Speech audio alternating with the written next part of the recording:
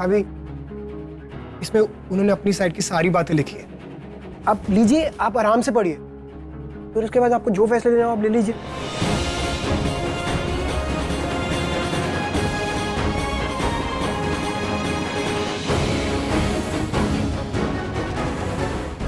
जानकी, भले ही हम एक दूसरे से अनजान हैं, हमारे बीच एक दूसरे पर विश्वास करने की कोई वजह ना हो, पर फिर भी पता नहीं क्यों दिल कहता है कि तुमसे कुछ छुपाना नहीं चाहता हूँ।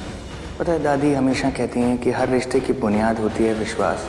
आज जो कुछ भी हुआ ना, शायद उसके बाद तुम्हारा मुझ पर विश्वास उठ गया होगा। और सच तो यह है कि इसमें मेरी कोई गलती नहीं। मैंने कुछ गलत नहीं किया जानकी, कुछ नहीं छुपाया तुमसे और ना ही कभी छुपाऊंगा। पर फिर भी अगर तुम्हें ऐसा लगता है कि इस शादी से इनकार करना, तो मैं तुम्हें नहीं रोकूंगा। तुम्हारे फैसले की इज्जत करूंगा, सम्मान करूंगा। मुझे तुमसे कभी कोई शिकायत नहीं रहेगी।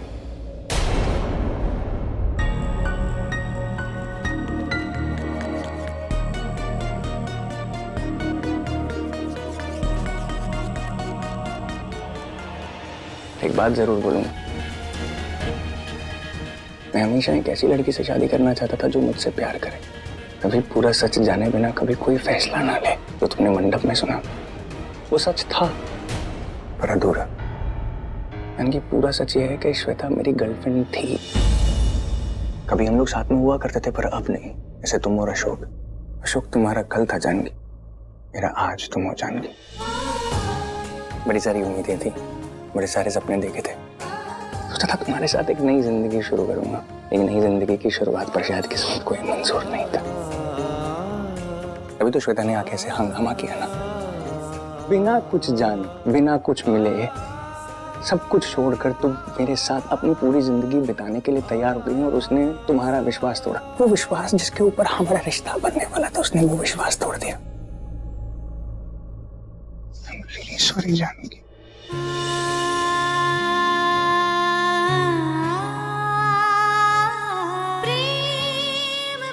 पता नहीं क्या ऐसा बोलूं कि तुम मान जाओ। तुम मेरा सच सुनकर मुझे एक मौका दोगे, मेरे बारे में सोचोगे, क्योंकि तुम्हारा दिल जानता है ना कि मैंने तुम्हारे साथ कुछ गलत नहीं किया। अगर हो सके इस खूबसूरत रिश्ते को एक खूबसूरत मौका जरूर देना। तुम्हारे जवाब का इंतजार रहेगा।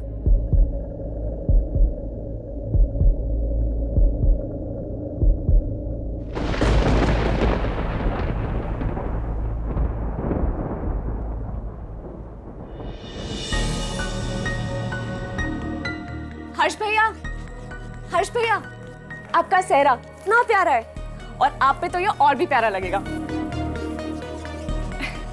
वैसे थैंक यू सो मच वो लेटर लिखने के लिए।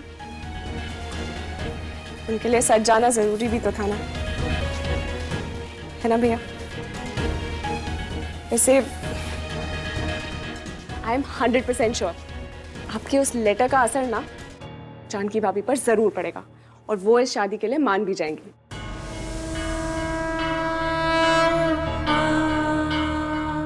कुछ समझ में नहीं आ रहा है माँ, दिल की सुने या दिमाग की। दिल कहता है कि जो हर्ष सर कह रहे वो सच है और हमें उनकी बात मान लेनी चाहिए। हम क्या करें, बहुत दुविधा में है और इस दुविधा से सिर्फ आप हमें निकाल सकती।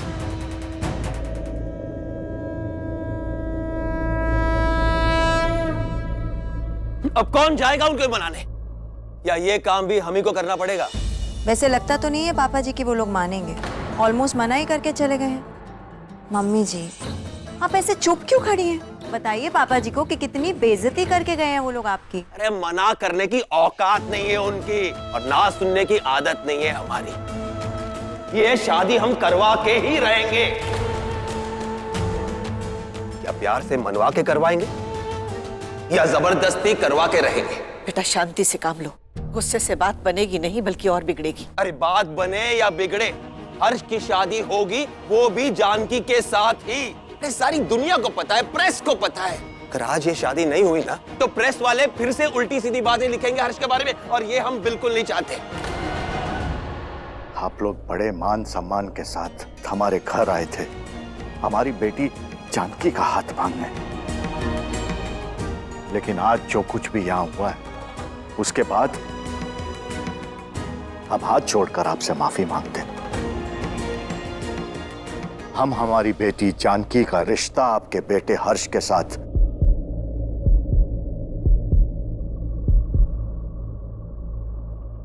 नहीं कर सकते।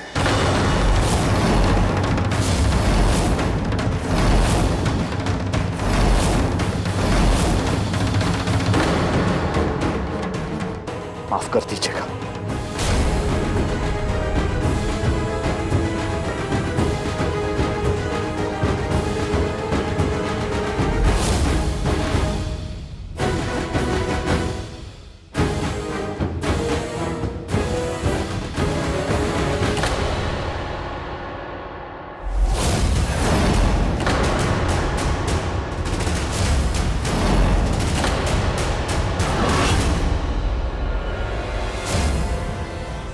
राम, राम बेटा।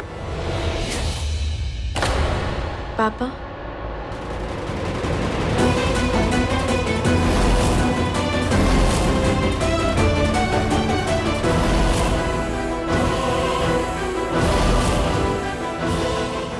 हम आप सबसे माफी मांगना चाहते हैं,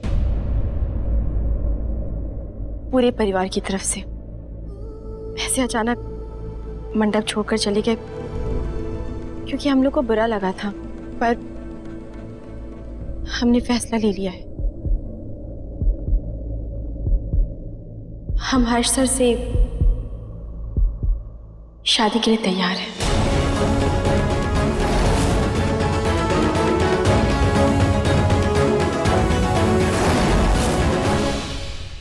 पर बेटा, पापा, हमने बहुत सोचा इस बारे में, फिर ये डिसीजन लिया। और पापा, आपका भी तो एक पास्ट था ना। जब आपने माँ से शादी की तो उन्होंने आपके साथ साथ आपके पास्ट को भी एक्सेप्ट किया। तो आपको नहीं लगता हमें हर्ष सर को एक मौका देना चाहिए? उनके साथ साथ उनके पास्ट को भी एक्सेप्ट करना चाहिए, है ना? बेटा, वो बात अलग थी, पहले की बात थी। पापा, हम समझ रहे हैं, पर आपको याद है आपने सिर में क्या कहा था? आपने कहा था कि हम आप पर विश्वास करें, तो आज हम वही कर रहे हैं।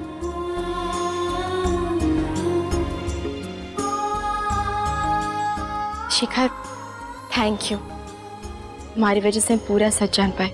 वेलकम बैक भाभी।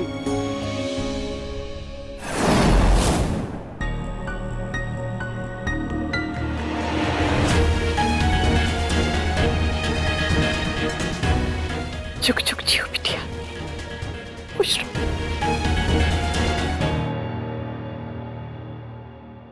आशा जी, तुम्हारी जानकी हीरा है, हीरा। कितने अच्छे संस्कार दिए हैं तुमने उसे, कितना समझदार बनाया है, कितनी अच्छी परवरिश की है उसकी। अम्मा जी बिल्कुल सही कह रही है। हमारे पिछले जन्म के कुछ पुण्य ही होंगे जो तुम हमको मिले।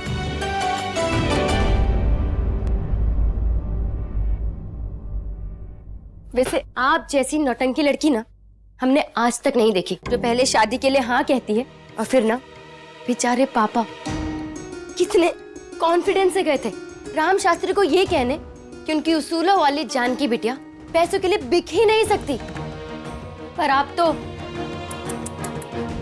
हमें तो समझ में नहीं आता कि इतना सारा तमाशा होने के बाद और सारा सच जानने के बाद भी आपने शादी के लिए हाँ कैसे कहती। वो लड़की आपको सारा सच बता गई जो हम आपको कब से बताना चाह रहे थे, कि हर शास्त्री आप में कोई इंटरेस्ट नहीं रखते, वो सिर्फ आपको यूज कर रहे हैं। ईशा प्लीज कुछ भी मत बोल। बस दी, हम सब समझते हैं कि आप हर्ष में नहीं, उसके पैसों में इंटरेस्ट रखती हैं। ये शानो शौकत, ये ऐशो आराम, ये महंगे महंगे कपड़े, ये सब तो चाहिए आपको। आपके सारे संस्कार और उसूल आपने हर्ष शास्त्री के पैसों के आगे बेच दिए।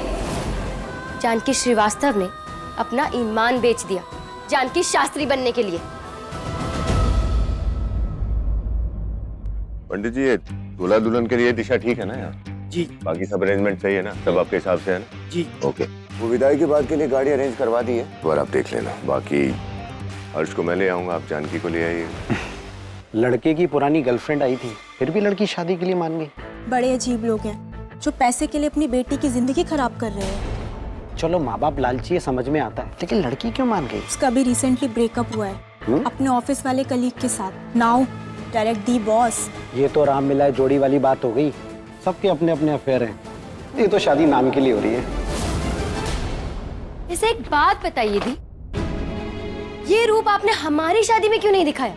हमारी शादी में तो आप अपने सारे संस्कार और अपनी ईमानदारी की मूर्ति बनकर खड़ी हो गई थी, अपनी जॉब छोड़कर आ गई थी, शादी टूटने को हो गई थी हमारी, ताकि सबके सामने हमारा तमाशा बन सके। निशा, तब सिचुएशन कुछ और थी निशा। हमारी दोस्त के साथ गलत हुआ था। तो एक लड़की है, तू ये बात नहीं समझेगी तो कौन समझेगा? उन सारी बातों की, उन सारी सिचुएशन की सीरियसनेस को कौन समझेगा निशा? सीरियसनेस? आप किस चीज के लिए सीरियस है ना दी? हमें सब अच्छे से पता है। वो अशोक 5 साल से सीरियस था आपके लिए। क्या किया आपने? लात मार दी ना उसको। हर्ष शास्त्री के पैसों के लिए अपने अपने प्यार को भाड़ में जाने दिया। निशा, ये सच नहीं है। अशोक ने हमें ठुकराया और हमारे चरित्र पर लांछन लगाया।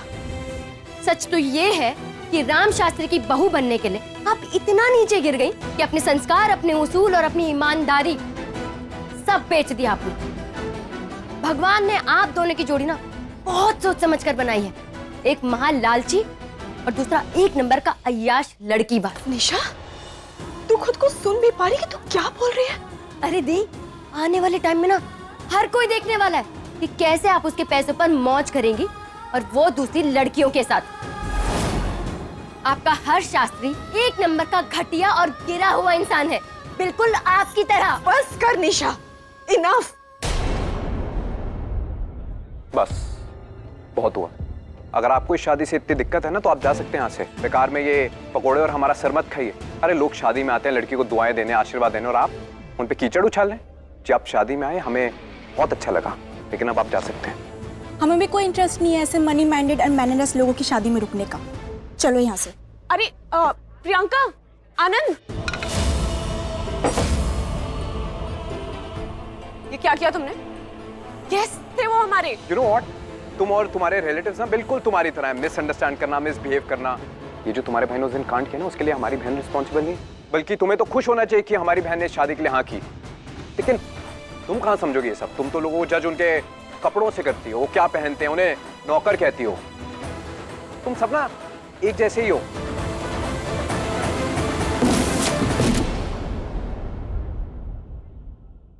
हम देख रहे जब से हमारा रिश्ता हुआ है तब से तू कुछ ना कुछ उल्टा सीधा बोले ही जा रही है। ना तुझे सच पता है और ना ही हमारे हाँ बोलने की वजह, क्योंकि तुझे तो यही लगता है कि हमने ये पैसे, ये शान और शौकत देकर के हाँ बोल दिए। तो फिर तुझे सच पता ही नहीं है निशा। और जब सच पता ना हो ना तो कुछ बोलना ही नहीं चाहिए। इसलिए आगे से दोबारा हमें कुछ भी मत बोलना।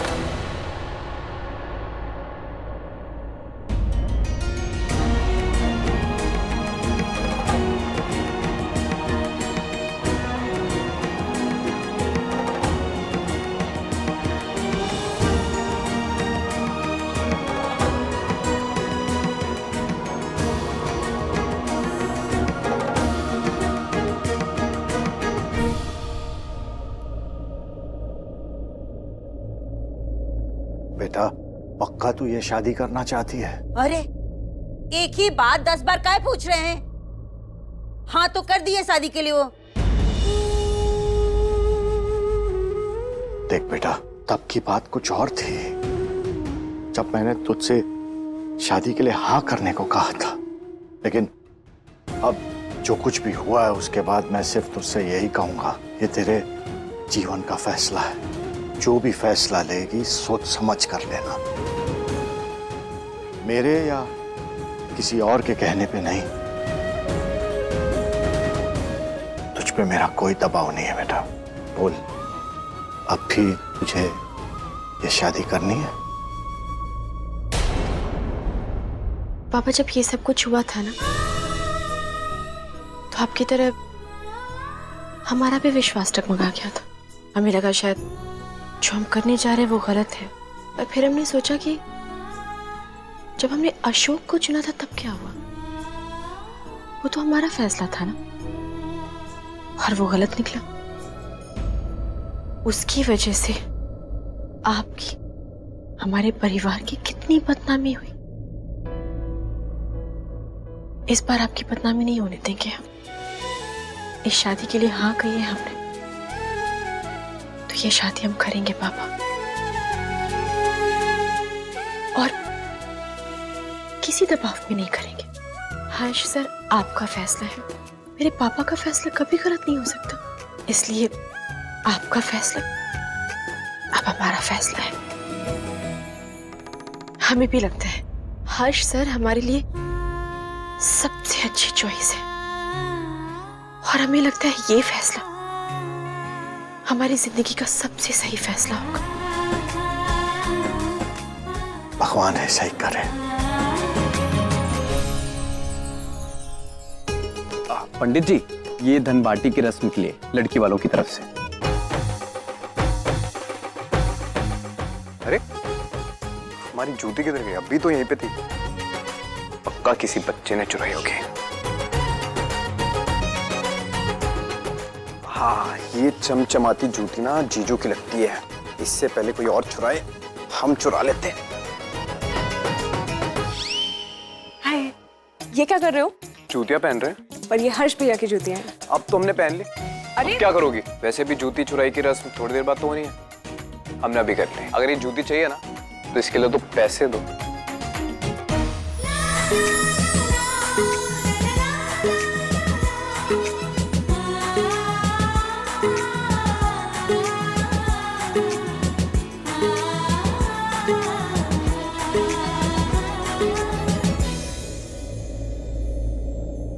हमें आपका लेटर मिला। थैंक यू सर, हमें विश्वास दिलाने के लिए।